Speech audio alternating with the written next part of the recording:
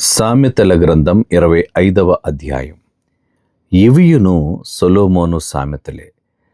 యూదా రాజైన హిజ్కియా సేవకులు వీటిని ఎత్తి వ్రాసిరి.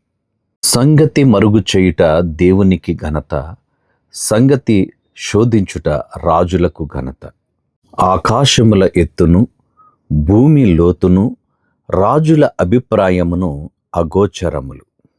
వెండిలోని మస్టు తీసివేసిన ఎడల పుటము వేయువాడు పాత్ర ఒకటి సిద్ధపరచును.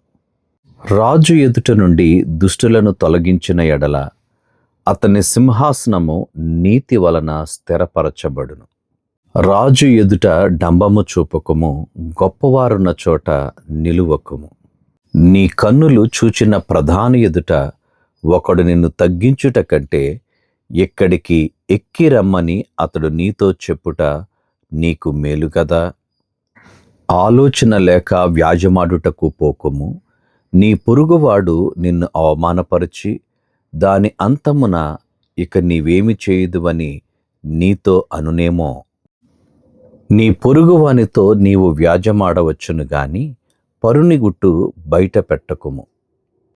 బయట పెట్టిన ఎడల వినువాడు నిన్ను అవమానపరచునేమో. అందువలన నీకు కలిగిన అపకీర్తి ఎన్నటికిని పోకుండును. సమయోచితముగా పలుకబడిన మాట చిత్రమైన వెండి పళ్ళెములలో నుంచబడిన బంగారు పండ్ల వంటిది.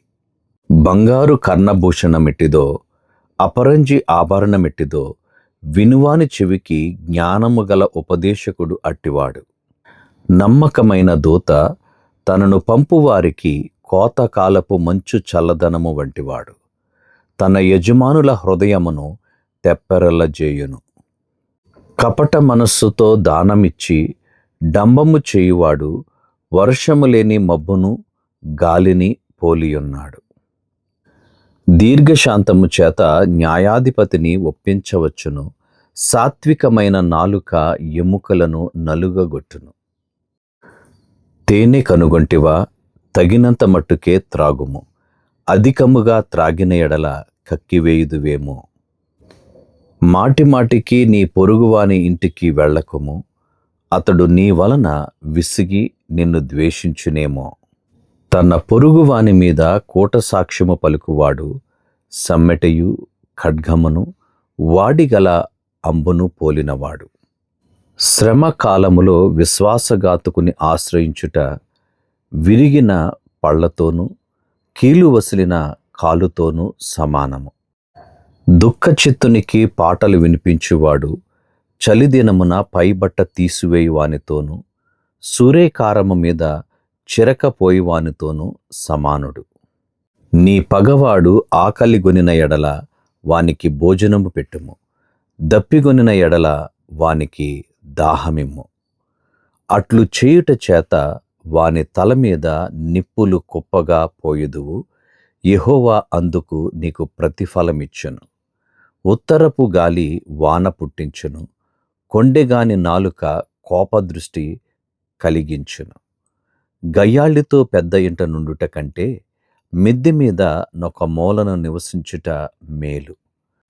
దప్పిగొనిన వానికి చల్లని నీరు ఎట్లుండునో దూరదేశము నుండి వచ్చిన శుభ సమాచారము అట్లుండును. కలకలు చేయబడిన ఊటయు చెడిపోయిన బొగ్గయు నీతిమంతుడు దుష్టునికి లోబడుటయు సమానములు. తేనెనధికముగా త్రాగుట మంచిది కాదు.